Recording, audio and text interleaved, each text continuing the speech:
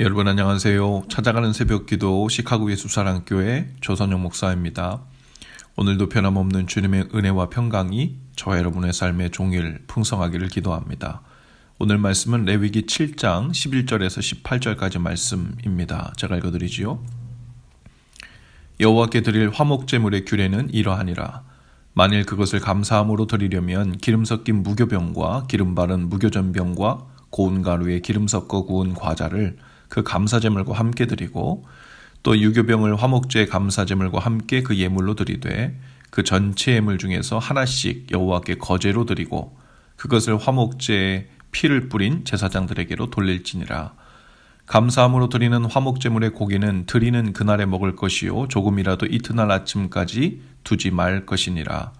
그러나 그의 예물의 제물이 서원이나 자원하는 것이면 그 제물을 드린 날에 먹을 것이요 그 남은 것은 이튿날에도 먹되 그 제물의 고기가 셋째 날까지 남았으면 불살을 찌니 만일 그 화목제물의 고기를 셋째 날에 조금이라도 먹으면 그 제사는 기쁘게 받아들여지지 않을 것이라. 드린 자에게도 예물답게 되지 못하고 도리어 가증한 것이 될 것이며 그것을 먹는 자는 그 죄를 짊어지리라. 아멘. 3장에서도 화목제에 대해서 설명하고 있지만 오늘 우리가 읽은 7장에서는 화목제에 대해 더 자세한 말씀이 나옵니다.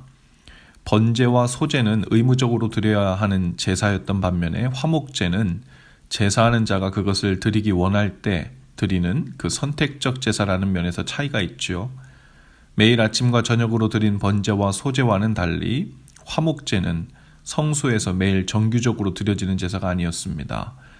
레위기 7장에 보면 감사제, 서원제, 자원제라는 세 가지 종류의 화목제를 소개하고 있는데요. 이 세 형태의 제사에서 구원 또는 평화가 공통적으로 발견되죠.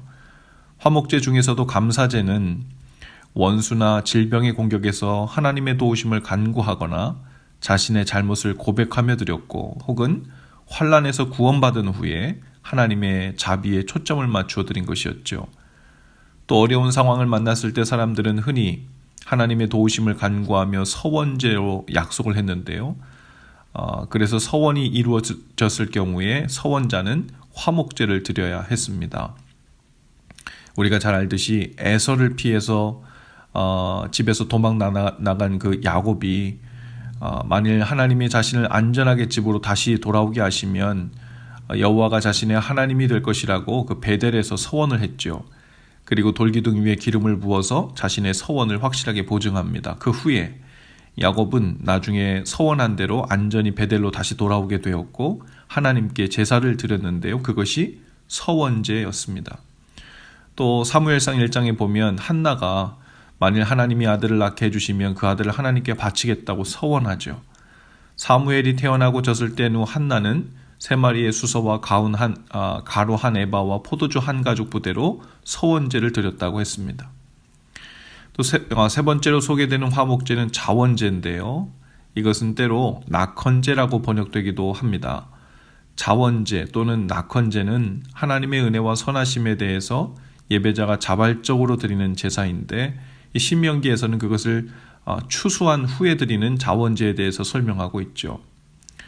이렇게 화목제는 감사제, 서원제, 자원제로 나눠지는데요. 제사 후에 제물을 먹는 지침에 따라 차이가 좀 있습니다.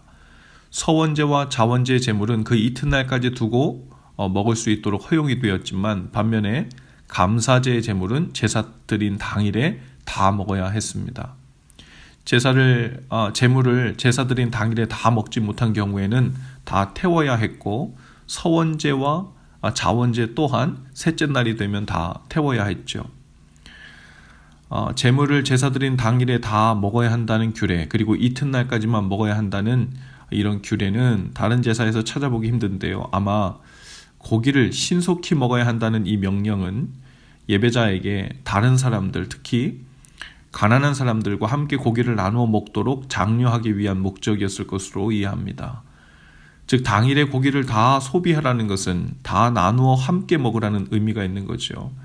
그날에 다 먹지 못하면 두고 먹을 수 없고 다 태워 없어야 하니 이왕에 태워버릴 것이라면 사람들을 데려다가 인심을 쓰도록 또 하나님의 명령을 따라 사랑을 나누도록 하신 것이지요. 만일 이 규례를 어기고 이튿날에 남은 고기를 먹으면 그가 드린 제사는 가증하게 될 뿐 아니라 그 고기를 먹은 자는 죄인으로 간주되게 되었습니다. 하나님께서는 이렇게 화목제를 통해 하나님과만 화평을 누릴 것이 아니라 이웃을 돌아보고 사람들과 음식을 나누며 화평하는 날로 또 그 길로 나아가도록 하신 것입니다. 하나님과 화평하기 원한다면 그것은 곧 반드시 이웃을 돌아보고 사랑해야 한다는 것으로 연결되었지요. 만일 그렇지 않으면 그 감사의 제사 또한 하나님 앞에서 가증한 것이 되고 받으시기에 합당치 않은 것이 된다고 하십니다. 하나님을 온 마음과 뜻과 힘을 다해 사랑한다는 것은 곧 하나님과의 화평한 관계를 의미하죠. 그리고 하나님을 그렇게 사랑하는 것은 곧 내 이웃을 내 몸과 같이 사랑하라는 말씀과 연결됩니다. 이웃을 돌아보고 사랑하는 것으로 나아가지 않는 화목제는 받지 않으신다는 것이죠. 오늘도 우리는 하나님의 은혜와 사랑에 감사하며 예배합니다. 고난과 환난에서 건져주시고 문제를 해결해 주시고 질병에서 건져주신 하나님께 감사로 예배합니다. 또 하나님께 약속하며 서원한 대로 은혜를 베푸시는 그 하나님께 감사로 예배하기도 하죠. 그 감사의 기도와 예배가 곧 화목제인 셈입니다. 그리고 화목제는 반드시 이웃을 돌아보고 사랑하는 데까지 나아갈 때 하나님께서 받으실 만한 예배가 되고 그 진심을 확인받게 된다는 거죠. 하나님과 화평한 사람, 하나님과 화평하기 원하는 사람이 다른 사람들과 화평할 마음이 없다는 것은 곧 거짓말이 되고 만다는 겁니다. 누군가와 불화하고 다투고 미워하는 마음을 가진 채로는 하나님을 예배하는 마음에 합당치 않다는 것, 그것을 성경에서도 명시하고 있죠. 하나님께 예물을 드리려다가 누군가와 불화한 일이 생각나 마음에 걸리면 먼저 예물을 그 자리에 두고 가서 그 사람과 화목하고 와서 다시 예물을 드리려고 하신 이유가 여기 있는 것입니다. 하나님과 화목하려면 반드시 사람들과 화목하며 사랑하는 삶으로 나아가야 합니다.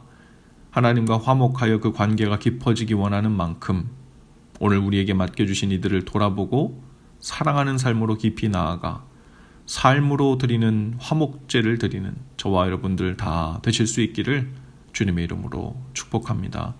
기도합시다.